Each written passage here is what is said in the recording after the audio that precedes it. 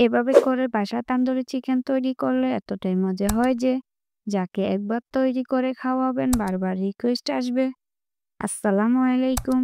আজকে সবার সাথে শেয়ার করব কিভাবে ঘরোয়া পদ্ধতিতে অল্প উপকরণ তান্দুরি চিকেন তৈরি করা যায়। তো চলুন দেখে নেওয়া যাক। প্রথমে এখানে বড় সাইজের মুরগির একটা লেগ পিস নিয়েছি। মাংসটাকে আগের থেকে কেটে রেখেছি। মাংসটাকে এমন ভাবে কাটতে হবে যাতে ভালো করে মশলা ভিতরে ঢুকে যায়। এখন 1 চামচ লেবুর রস দিয়ে দিচ্ছি যাতে মুরগির এক্সট্রা গন্ধটা চলে যায়। এখন এড করে দিচ্ছি স্বাদ মতো লবণ এবং আরো এড করে দিচ্ছি হাফ চামচ রসুন বাটা, হাফ চামচ আদা বাটা, হাফ চামচ পেঁয়াজ বাটা, হাফ চামচ জিরে ও গোলমরিচ বাটা। এখন সাথে এড করে দিচ্ছি মরিচের গুঁড়া হাফ চামচ।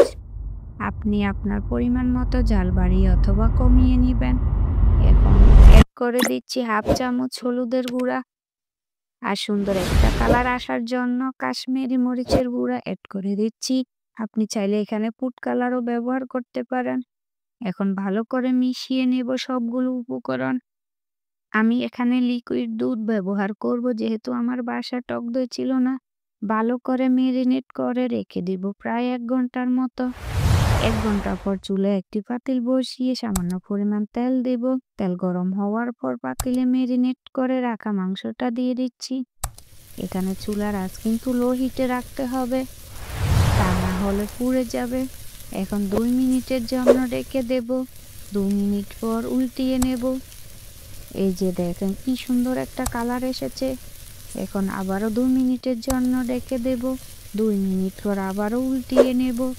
এভাবে করে এপিট ওপিট করে ভালোভাবে ভেজে নেব। এই যে দেখেন তান্দুরি চিকেনের ফাইনাল লুক। এখানে আমি মাংসের যে এক্সট্রা মশলা ছিল তা রান্না করে একটি বাটিতে নিয়েছি। এরকম মজার মজার ভিডিও পেতে হলে আমার চ্যানেলটি সাবস্ক্রাইব অথবা ফলো দিতে ভুলবেন না। ভিডিওটি ভালো লাগলে লাইক, কমেন্ট, শেয়ার করবেন। ধন্যবাদ সবাইকে। আল্লাহ হাফেজ।